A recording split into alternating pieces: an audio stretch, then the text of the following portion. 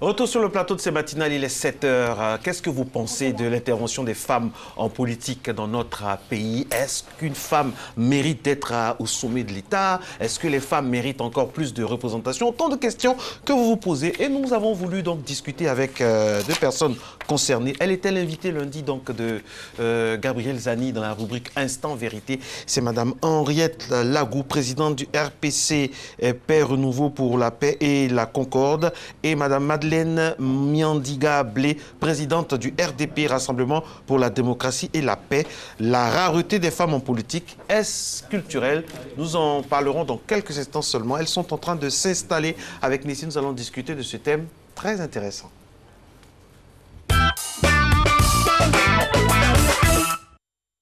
Femmes, en politique ou au pouvoir, elles sont encore rares. En dépit des lois, des appels de la communauté internationale, le champ politique en Côte d'Ivoire reste un univers majoritairement masculin. Des raisons variées qui expliquent cette sous-représentation politique marquée surtout par des facteurs historiques tels que le champ politique est pensé comme un univers viril. La première mission d'une femme, c'est la réussite de son foyer, s'occuper de son mari et ses enfants. Pour faire la politique, ça demande beaucoup de temps et d'engagement. Alors cela devient difficile pour une personne qui a un foyer à gérer. De plus, la femme est sous l'autorité de son mari. Alors elle n'est pas libre de se donner à fond dans la politique comme elle le souhaite. Je pense que les femmes, elles sont beaucoup rares dans la politique. D'abord, c'est à cause de leur foyer. Elles voient leur foyer menacé si elles entreprennent trop de choses dans la politique. Donc elles préfèrent vraiment s'écarter de la politique et puis laisser le mari ou bien l'homme. Moi personnellement, je n'accepterai pas que ma femme fasse la politique parce que la politique, c'est une affaire d'homme. Bon, la politique, il y a tout, hein. Il y a tout dans la politique. Hein. Quand ça n'a pas réussi, tu vois d'abord les moqueries, les injures, les calomnies qui te suivent. Hein. Les femmes sont beaucoup harcelées. Les maris sont parfois jaloux. Ils disent qu'ils ne veulent pas voir leurs femmes dans la politique. Ils préfèrent que les femmes restent à la maison surveiller leurs enfants. L'idée selon laquelle c'est en priorité à la femme de s'occuper de l'espace domestique et des enfants est loin d'avoir disparu. Pour faire carrière en politique, les femmes doivent bien davantage que les hommes pouvoir faire la preuve de leurs bons états de services familiaux, ce qui restreint l'éventail de leurs possibilités. Malgré ces obstacles persistants à leur participation en politique, des femmes sortent la tête du lot et affichent leur détermination. Ce n'est pas seulement les hommes qui doivent faire la politique, il faut aussi essayer les femmes.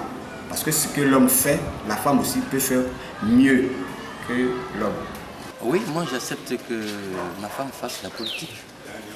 Parce que si vous remarquez, les femmes sont plus écoutées que les hommes. Beaucoup de meetings par exemple. De nos jours, si on laisse les femmes faire la politique, elles peuvent mieux faire que les hommes. D'ailleurs, il y a un langage qui dit ce que femme veut, Dieu le veut. Moi, je peux accepter que ma femme fasse la politique. Si elle et moi, on peut s'entendre sur un point, si elle peut s'occuper de moi, je peux accepter qu'elle fasse la politique. Une loi sur la parité peut-elle être une solution à la sous-représentation des femmes en politique? Pas si sûr. Le rôle traditionnel et culturel de la femme en Côte d'Ivoire bloque encore son ascension en politique. Mais elle constitue une cliente électorale importante et à cette occasion, les hommes sont prêts à tout pour leur faire la plus belle des cours, juste pour gagner la partie. On a entendu dans l'élément, la femme doit rester au foyer auprès de son mari, de ses enfants. Est-ce que vous avez très souvent entendu ce genre d'allégation, Madame Henriette Lagou? Merci de nous inviter à votre émission. Je voudrais dire que dans la conscience collective de nos peuples, le rôle de la femme tourne autour de la femme au foyer, de la femme qui doit s'occuper des enfants, de l'éducation des enfants, de la femme qui doit porter la grossesse, la maternité donc. Et donc c'est dans l'imaginaire populaire.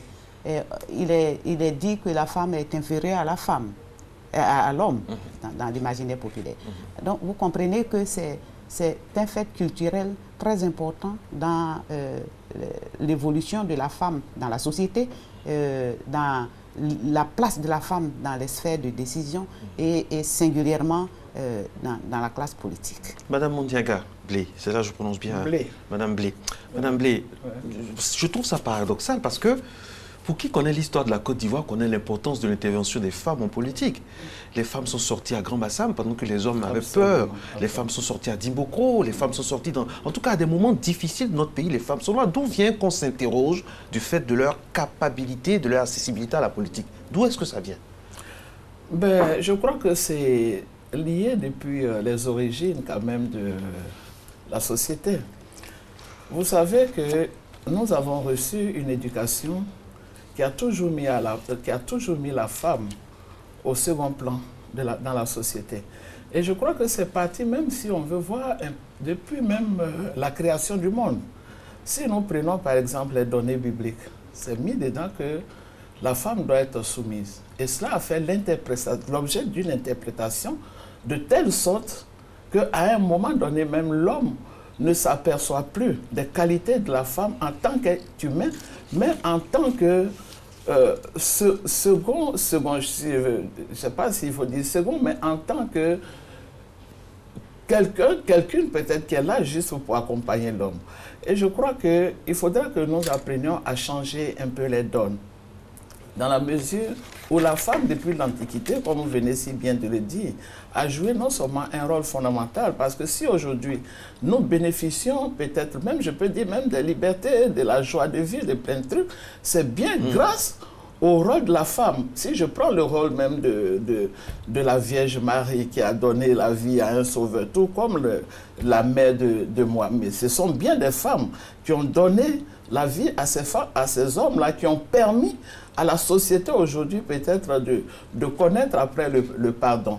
Donc ça veut dire que la femme est un maillon essentiel de la société. Et partant, nous devons tenir compte de la femme, de son rôle dans la société et de faire en sorte que nous arrivions à assurer une égalité de participation de la femme au même titre que les hommes à toutes les instances de prise de décision et singulièrement dans la politique qui est un facteur donc important pour apporter un mieux-être à la communauté. Madame la ministre, justement, vous avez été ministre. Alors, qu'est-ce que vous avez fait pour que ce soit pérennisé? Parce qu'on peut compter, hein, c'est rare, hein, les femmes ministres dans notre pays. Contrairement à ce qu'on pense, c'est très rare. Vous, en tant que ministre, qu'est-ce que vous avez fait pour que ce soit pérennisé, pour que la voix de la femme puisse compter? Nous avons mené beaucoup d'actions. Évidemment, j'ai été ministre de la famille, de la femme et de l'enfant. J'ai été ministre, mais vous voyez, ce poste permet de lutter, de faire le combat du positionnement de la femme. Et nous avons eu beaucoup de chantiers, à commencer par le chantier de l'éducation de la petite fille. Vous savez que dans nos pays, la scolarisation est plus forte quand il s'agit du petit garçon. Et c'est un schéma de travail que nous avons abattu pour qu'il y ait égalité de scolarisation petit garçon, petite fille. Ensuite, il y a eu beaucoup de programmes de sensibilisation au sein des populations par la société civile pour indiquer que la femme doit avoir un rôle au même titre que l'homme dans la société. Vous savez que le rôle traditionnel de la femme est naturel et le rôle de l'homme. Mais dans la société, c'est de ça qu'il s'agit. Il n'est pas question qu'on dise que la femme est inférieure. Il n'est pas, c'est les stéréotypes. Pour vous, l'éducation, c'est la clé. L'éducation est la clé. C'est la clé. C'est la clé. Plus il y aura des femmes à l'école. Plus il y aura des femmes dans nos institutions, les femmes au travail, à tous les niveaux, cela va permettre à la femme d'être dans les sphères de décision et d'être dans la politique. Ça dépend de qui? De vous-même ou du système? Mais ça dépend, on voit ça au niveau institutionnel. C'est-à-dire qu'il faut prendre des lois qui permettent à nos populations de comprendre que la femme doit avoir sa place. Ensuite, au niveau étatique, il faut aussi une volonté étatique de faire la promotion de la femme. Ensuite, c'est la femme elle-même. C'est en cela que nous avons fait beaucoup de sensibilisation parce qu'il faut que la femme comprenne qu'elle a sa place à prendre. L'éducation, évidemment, qui est à la base, les sexo-spécifiques, les stéréotypes Quand on a une petite fille, on lui donne une poupée. Quand on a un petit garçon, on lui donne un vélo. Vous voyez, toutes ces considérations éducationnelles font que dans l'évolution de la femme, de la petite fille à la jeune fille jusqu'à la femme, elles-mêmes, elles ne sont pas équilibrées, elles ne sont pas conscientes. Donc, la femme aussi a sa part. C'est vrai, c'est bien beau d'avoir une femme à la tête d'un ministère tel que le ministère de la Famille, mais Madame Blé, vous ne pensez pas qu'on a l'impression qu'il y a un ministère qui est dédié aux femmes, un autre ministère qui est dédié aux hommes? Bon, moi, je ne voudrais pas peut-être voir le problème sous cet angle. Moi, je pense qu'il y a quand même des caractéristiques propres liées à la femme qui doit emmener la femme en tant que pour s'occuper d'un ministère qui peut être dédié, mais là, c'est de la famille, pas de la femme, de manière spécifique. Je ne sais pas si je me fais comprendre. Pourquoi on ne mettrait pas un homme là et une femme? Non, on peut mettre, d'accord, si c'est dans ce contexte, on peut mettre un homme, tout comme une femme. Mais comme on l'a si bien dit, l'organisation sociétale a fait que déjà, on pense que si une femme occupe tel ou tel poste par rapport à tel autre, peut peut-être améliorer un certain nombre de choses. Moi, je crois que c'est des éléments qu'il faut aujourd'hui dépasser. Il faut dépasser ces éléments dans la mesure où nous ne devons pas rester attachés seulement à cette éducation traditionnelle, culturelle, qui a confiné la femme dans un rôle spécifique. Ce qui fait qu'aujourd'hui, lorsqu'une femme se lance dans la politique, on y voit une nouvelle forme peut-être de femme qui ne respecte plus les valeurs sociales. Madame Blé, je ne suis pas d'accord avec vous, parce que dans notre société traditionnelle, la femme est influente en politique. On connaît le rôle politique des reines-mères au pays à Caen. Donc on ne peut pas dire que la femme est restée confinée. Non, la femme a joué toujours un grand rôle. On connaît Sogolon Kidjou, on connaît les reines-mères, on connaît toutes ces femmes braves-là qui ont joué un rôle politique dans l'histoire de notre continent.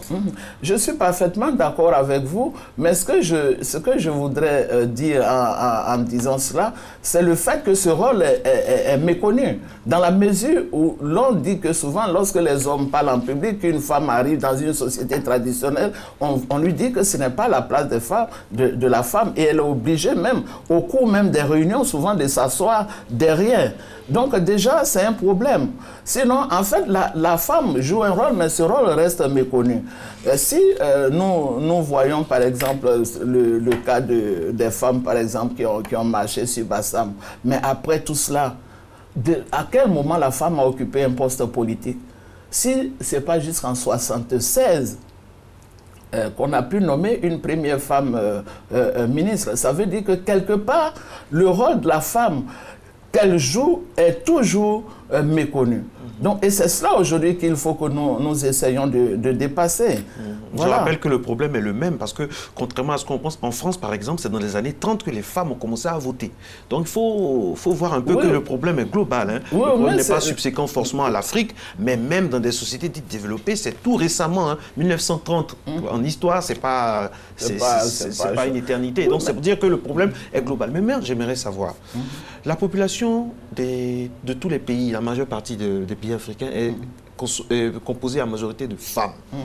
Les femmes sont au pouvoir au niveau démographique dans le monde. Vous êtes plus nombreuses que les hommes dans les différents pays. Pourquoi vos voix ne portent pas? Est-ce parce que vous ne vous entendez pas?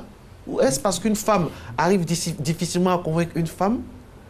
Qu'est-ce qui se passe concrètement? On a vu le débat politique avec mon doyen Thomas Baenchi il y a une année, où vous êtes venu sur un plateau. Entre vous, c'était les femmes des différents partis. Vous avez discuté jusqu'à ce que finalement, on n'a rien compris. Est-ce que vous-même, le jour où vous allez vous entendre, ne pensez pas que ça va changer beaucoup de choses, Madame la ministre? Moi, je pense que c'est vrai que l'ennemi de la femme, c'est la femme? Une des causes, c'est ce qu'on dit, évidemment. Parce que la femme elle-même devrait comprendre qu'elle doit prendre sa place et ensuite se mettre ensemble pour faire un combat. Et depuis Beijing jusqu'à maintenant, le combat a été évolutif.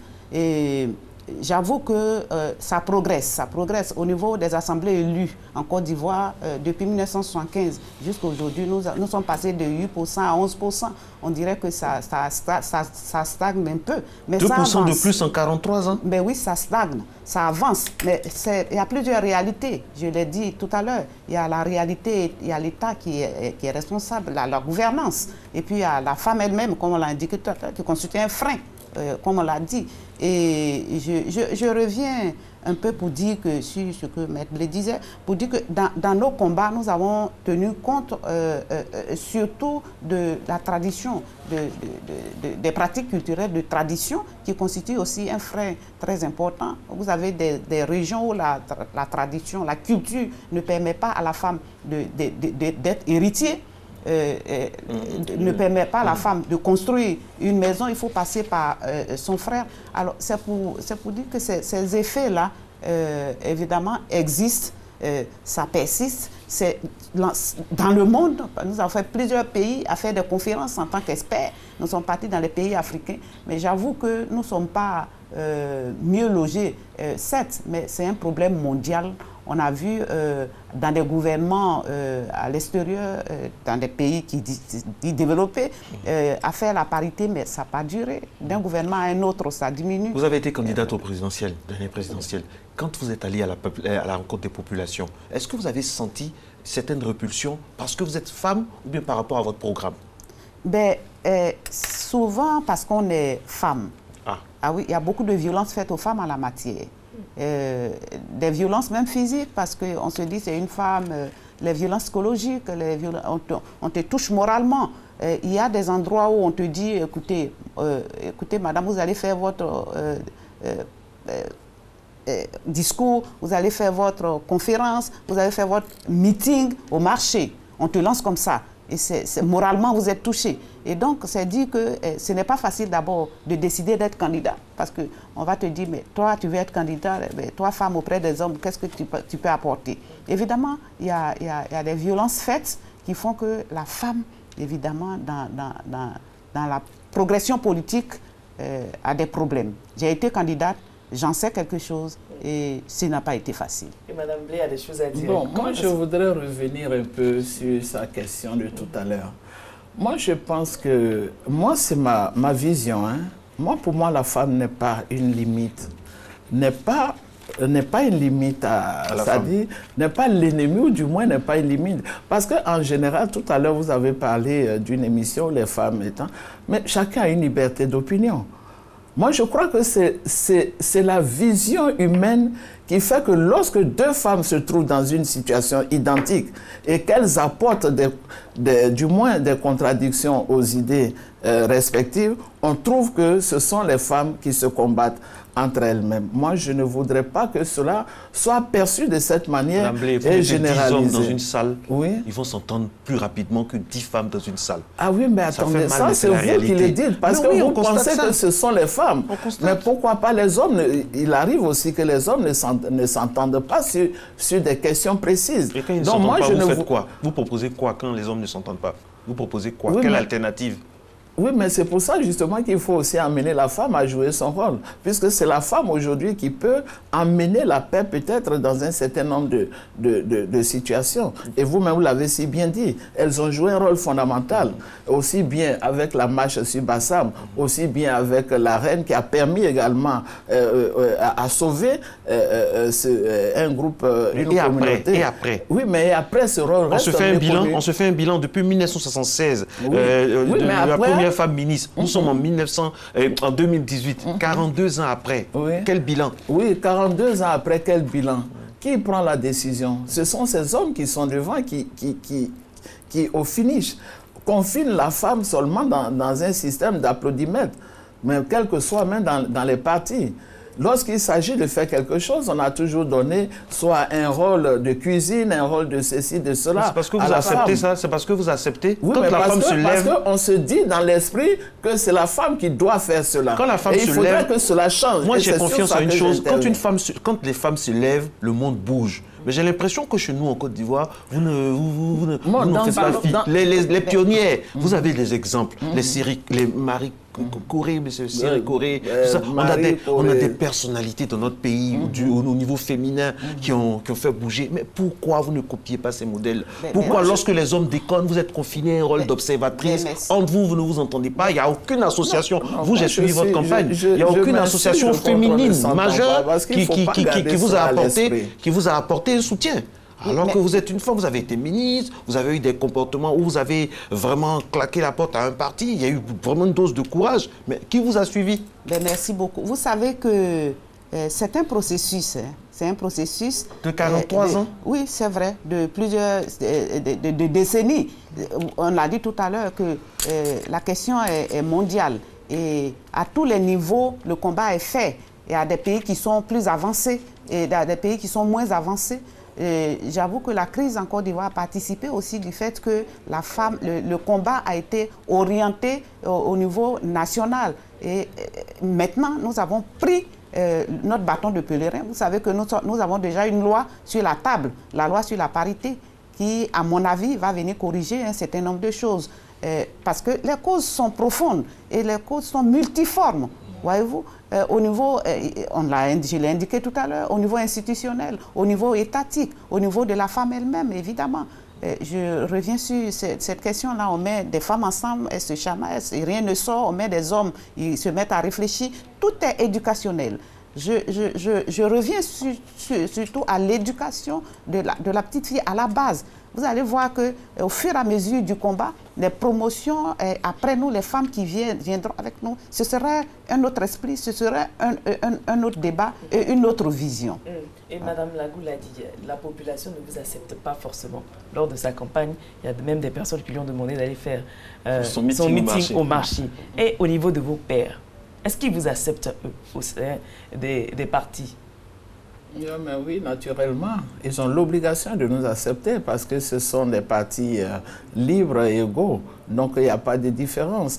Moi, je reste fondamental. Je reste attaché au fait que lorsque, en tant que femme, on se dit que je suis femme, donc je dois me comporter d'une certaine manière pour éviter le jugement humain, c'est là que se pose le problème. Moi, je crois qu'il s'agit bien d'une question pour moi de conviction, d'engagement, de vision dans la vie de la société.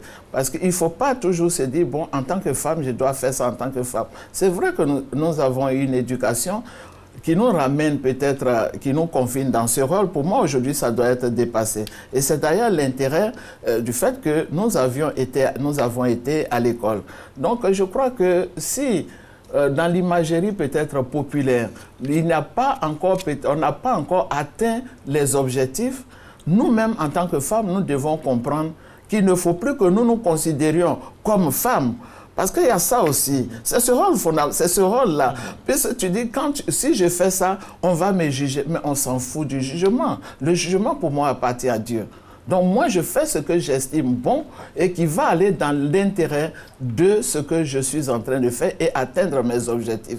Et c'est à cela peut-être que moi, je voudrais bien inviter peut-être les femmes pour que les hommes aussi, ils comprennent. Parce que j'étais à une réunion lorsqu'un homme disait que oui, en politique, on donne des coups, on reçoit des coups. Et qu'en tant qu'homme, lorsqu'ils sont en politique, ils protègent leur famille. Mais si une femme est en politique, mais elle est prête aussi à accepter des coups et à en donner. Donc moi, je pense que pour moi, c'est une logique dont nous devons nous-mêmes nous surpasser et se dire que c'est un engagement que nous avons pris.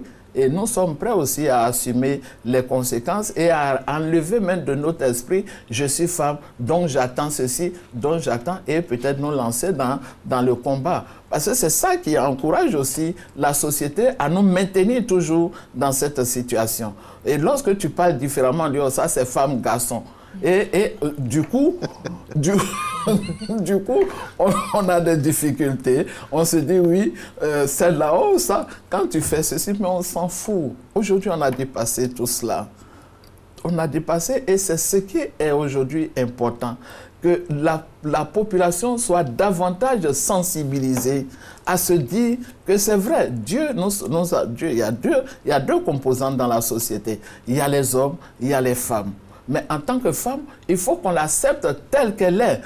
C'est vrai que ce qui nous différencie, c'est peut-être le physique qui fait que peut-être qu'il y a des rôles, du moins en termes de travail, que la femme ne peut pas faire. Mais du point de vue intellectuel, nous avons les mêmes capacités. Du point de vue instruction, donc il faudrait contribuer à la sensibilisation des hommes. Merci, vous avez parlé de nos pères. Évidemment, les autres chefs de partis politiques, les hommes en politique, ce n'est pas facile. De mon expérience, moi j'ai mis l'étape de la femme politique en 7 ou 6 points. Au départ, quand ils t'accueillent en tant que chef de parti politique, on te regarde de grands yeux. Et puis on dit, ah, elle aussi, elle fait de la politique. Et on commence à te dénigrer pour que tu sois découragé. Et à la seconde phase, évidemment, ils commencent à te regarder comme une femme qu'ils peuvent posséder. En fin de compte, à la troisième phase, ils se disent, mais elle persiste. Mais ils commencent à dire, ben, c'est pas une femme bien, et à te dénigrer aux populations. À la quatrième phase, en fin de compte, ils disent, ah, c'est du sérieux là, elle veut faire du sérieux. Et ensuite, on commence à te porter un peu dans le cœur et on commence à t'accepter. À la cinquième phase, on voit une femme engagée. On voit une femme qui a envie de faire de la politique. On te regarde, on dit, mais est-ce que toi, tu es une femme, tu es un garçon maintenant, comme elle a dit tout à l'heure. À la sixième phase, tu t'imposes. Et quand ils te voient, ils disent, ah, mais écoutez, il y a des réunions, tu n'es pas venu. Alors, on a senti ton absence. À la septième phase, tu t'es imposé, c'est terminé. On dit, voilà, une femme de caractère. C'est eux-mêmes, c'est ces hommes-mêmes qui font ta promotion auprès des autres hommes. Donc, c'est un cheminement, ce n'est pas facile avec les autres, nos pères, qui t'acceptent difficilement, progressivement, et tu fais ton petit bonhomme de chemin. Ils se disent que la femme, quand il y a des organisations, ils confinent la femme toujours à faire la cuisine ou à faire la mobilisation. Et tout ça, c'est... D'accord. Dernière question, Madame Blé. Ça, c'est une question. Est-ce qu'il existe dans notre pays une mafia politiquement masculine? Bon, je ne peux pas dire qu'il existe une mafia politiquement masculine. Mais ce que je peux peut-être dire, c'est que c'est un constat. C'est un constat que la vie politique dans notre pays est dominée essentiellement, aussi bien dans le monde entier, ce n'est pas spécifique à la Côte d'Ivoire, est essentiellement dominée par la gente masculine. Ça, on ne peut pas le nier. La politique africaine, les politiques africaines sont machistes? Non, je ne voudrais pas utiliser ce terme qui, pour moi, me semble un peu trop fort. Moi, je crois que c'est comme ça déjà que la société est organisée. Maintenant, il appartient à la femme de jouer sa partition pour qu'elle puisse occuper également cette scène politique. Et je crois que c'est ce qui justifie aujourd'hui l'engagement d'un certain nombre de femmes. Et notre souhait, c'est de faire en sorte que les hommes aussi comprennent qu'ils doivent accepter la femme et ne plus peut-être juger la femme parce qu'elle est femme, mais juger la femme parce qu'elle a aussi les mêmes capacités intellectuelles que l'homme. Merci beaucoup, mesdames. Mademoiselle Ndri aussi, merci à vous. Merci. Voilà, tout est dit. La rareté des femmes en politique, on espère que ça va changer parce que quand les femmes s'engagent, honnêtement, je le dis en tant qu'homme, le monde entier bouge et bouge bien. Rappelez-vous Benazir Bhutto, rappelez-vous Indira Gandhi, rappelez-vous Mère Teresa, Blapoku, toutes ces femmes-là qui ont fait avancer leur peuple. Vraiment, on vous aime et c'est à vous également de vous battre pour prendre vos places. Merci, bonne journée, mesdames et messieurs, et vive toutes les femmes de ce monde entier.